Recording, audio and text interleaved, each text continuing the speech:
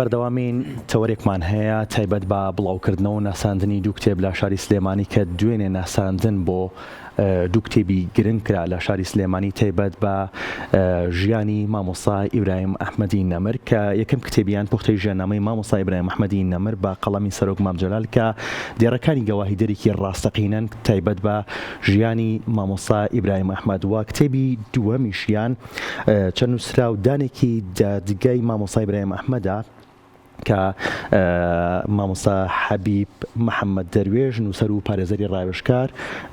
کۆکردنەوەی بۆ کردووە و پیاچوونەوەشی بۆ کردو. مامۆستا سڵاوت لێبێت بەخێر بیت. مامۆستا بەخێر بیت بۆ ناسەری کورسان ماگەزین. سەرەتا باسێکمان بۆ بکە لە ئەو مەراسیمەی کە دوێنێ لە شاری سلێمانی بەڕێوە چوو دوو کتێبی گرنگ لەو مەراسیمەیە ناسانی بۆ کرا. زۆر سپاس. وڵا جا مامۆستا ئیبراهیم ئەحمەد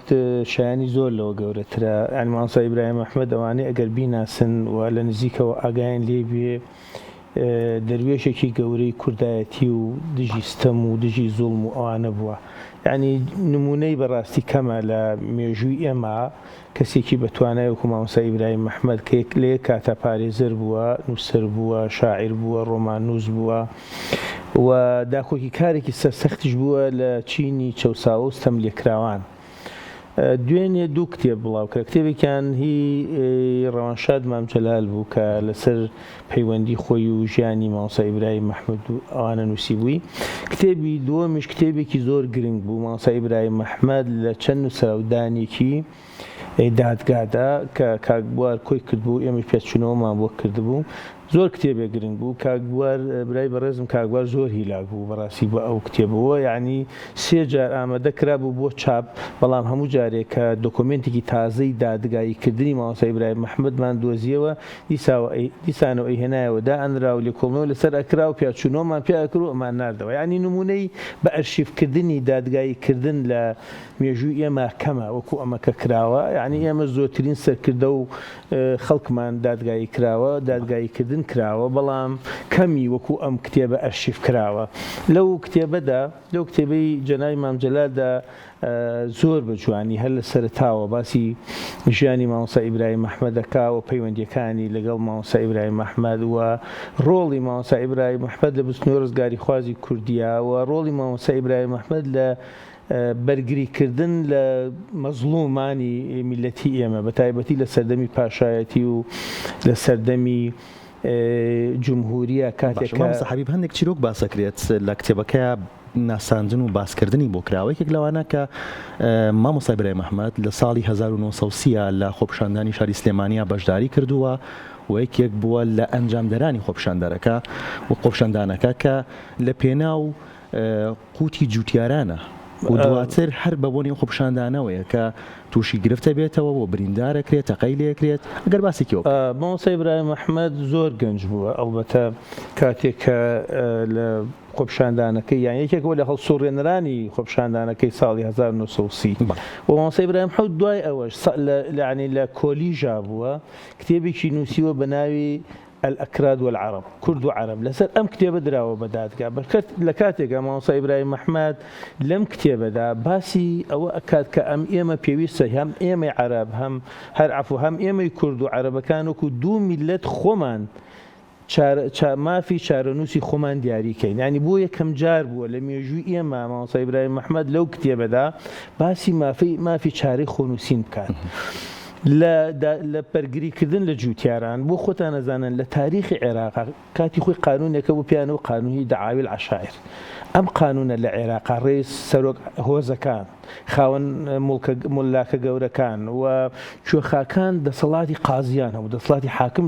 دادوەریان هەبوو. یعنی ئەگەر سەرۆک هۆزێک کێشێک باتە لای قەراری تیابدایە قەرارەکان ئەبر بۆ مەرکەزی شورە جێبەجێکرا. یعنی شتێکە بوو پیانەوە قەزای عەشایری ئاوا بوو. بەڵام مامۆستا ئیبراهیم تەمەن و ئیلغا کرایەوە. بەڵام ئەم فکرەیە کە خەڵک ڕاهاتبوو کە سەرۆک هۆز و ئاغا و ئەوانە حکومی بکەن لە ذهنیەتی خەڵکە هەر مابوو لەژێر کاریگەریە بوو. مامۆستا ئیبراهیم ئەحمەد کە هات کە ئەو خەڵکە وردەکە هۆشیار بوونەوە و کە لە گەلایۆشخانەڵێ کەم حامی ئەیتوانی بچێتە ئەم قەزیانەوە لەبەرەوەی سەرۆک هۆز و ئاغاکان زۆر دەسەڵاتدار بوون، دەسەڵاتی قانونی پێشووتریان هەبوو. بەڵام ئەوانەی ئەو کەسێک کە ئەچووە ناو دەعوای فەلاحەکانەوە مامۆستا ئیبراهیم ئەحمەد گەلایۆشخان ئەڵێ کە ڕۆژ ئەبوو ماڵی ئەم و کاروانسەراوا بوو فەلاحی شارە زوور و فەلاحی دەشتی بتوێن و ڕانیە و چەمچەماڵ و ئەمانە هەمووی ئەهاتنە بۆ لای مامۆستا ئیبراهیم بەڕاستی محەممەد پێشمەرگە بووە نووسەر بووە بەڕاستی ینی من بۆی ئەڵێم جیاوازە مامۆستا ئیبراهیم محەممەد نمونەی کەمە لە مێژووی ئێمە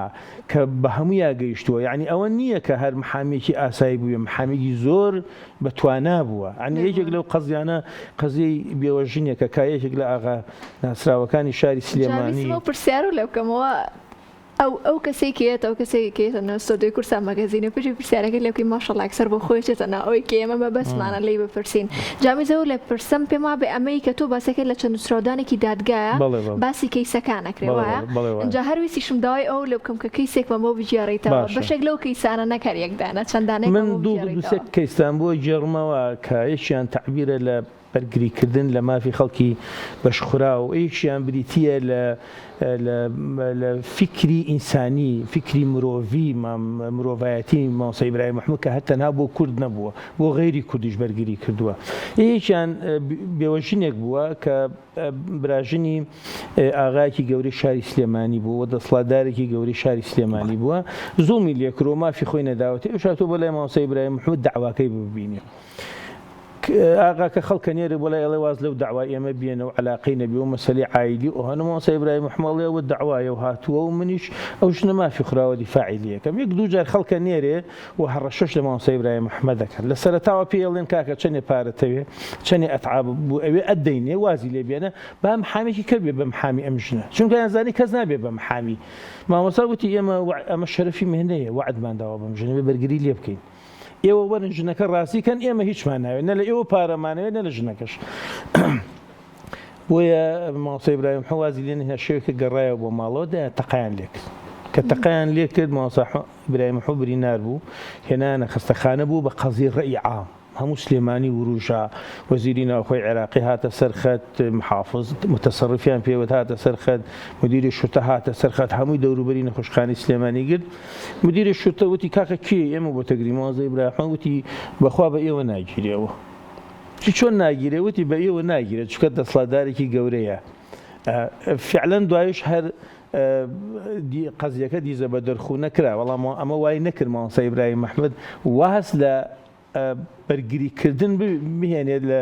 خەڵکی چەوساوە جا یەک نمونی تتان بۆ باستەکە مەگەری جازە هەبێ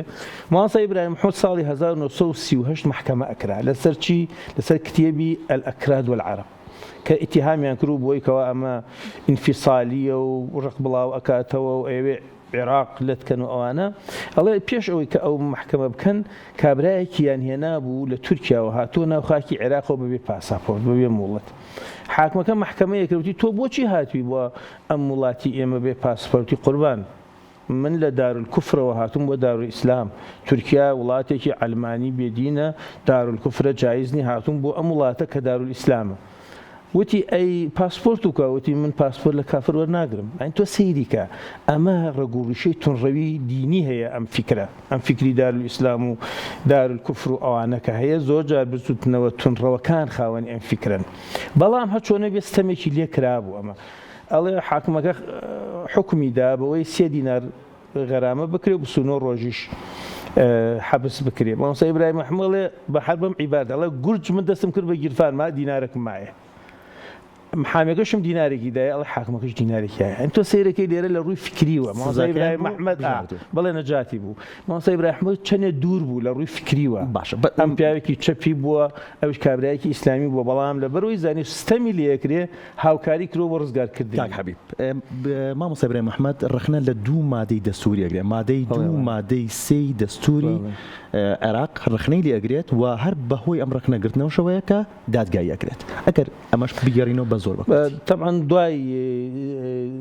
نەمانی سیستەمی مەلەکی لە عێراقا زمانی جمهوری ساڵی 1950 دەستورێکی موقەدا بۆ عێراق لە مادەی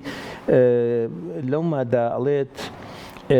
کورد و عەرەب هاوبەشن لە عێراقا ئەلبەتە ئەمە پێش دانانی دەستورەکە مناقەشەیەکی زۆر کرا مامۆستا ئیبراهیم محەممەد لەگەڵ عەبدولکەریم قاسم و لەگەڵ ئەوانەی کە ئینقیلابەکەیان کرد و زۆر هەوڵیاندا مەسەلەی حکمی ذاتی تەثبیتکەن لە دەستورەکە بەڵام نەکرا بۆیان هەموو ئەحزابی عەرەبی ناڕازی بوو کە هاوبەشش بوون لەگەڵ کووردا بەڵام مادەیەکیان دانا بۆ یەکەم جار بوو لە تاریخی هەموو عێراق کە ئەڵێ کورد و عەرەب هاوبەشن لە عێراقا و دەستور دەستەبەری مافە نەتەوەیەکانی کوردەکە ئەمە کێشەمان نەبوو لەسەری بەڵام لە مادەکەی ترە ئەڵێ عێراق بەشێکە لە ئومەی عەرەبی لە نەتەوەی عەرەب مامۆستا ئیبراهیم محمەد هات دوو مەقالەی لەسەر نووسی ئەگەر کورد قەومە نەتەوەیە عەرەبیش قەومە و نەتەوەیە چۆن ئەکرێ ئێمە بەشێک بین لە نەتەوەی عەرەب ئێمە ناکرێ ئینسانێک نەتەوەیەک لە یەک کاتا سەر بە دوو نەتەوەی جیاواز بێت بەڵکو ئەبێ بنووسێت عێراق عەرەبی عێراق بەشێکە لە نەتەوەی عەرەب وە کوردیش بەشێکە لە ئومەی کوردی بۆیە لەسەر ئەلبەتە ئەم مناقەشەیە بۆ ئاگاداری لە 2003 دووبارە بووە عەرەبی عێراق و ئەحزابی عێراقی بە ئیسلامی و بە عەلمانی و ئەیانوت عێراق ئەبێ بنووسن بەشێکە لە ئومەی عەرەبی جەنابی مامجلال زۆر تەئسیری هەبوو لەو مەسەلا کە نەیهێشت ئەو مادەیە تەسبیت بکرێتایە بەهۆی ئەمە مامۆستا ئیبراهیم محمەد درا بە دادگا دا بە دادگای عسکەریش نەک دادگای مەدەنی و محکەمە کرا و داواکاری گشتی عسکەری زۆری الحاحی لەسەر ئەوە کرد کە ئەبێ ئەم کەسە عقوبە درێت چونکە هەوڵێکدا بۆ جیاکردنەوەی عێراق لە جیواری عەرەبی و هەوڵێکدا بۆ ئینفیسالێت و بە جیاکردنەوەی عێراق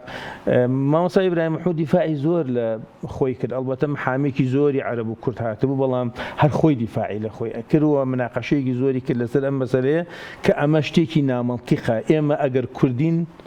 بەڵێ هاوبەشین لە وڵاتە بەڵام سەر بە ئومەی عەرەبی نین سەر بە نەتەوەی عەرەبی نین بەڵام بەشێکین لە عێراق و ڕازیشین بنووسن عێراق بەشێکە لە دووەلی عەرەبی نەک لە ئومەی عەرەبی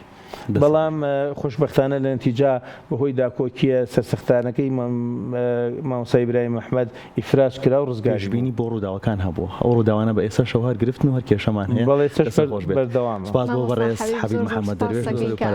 لەگەڵمانە بووین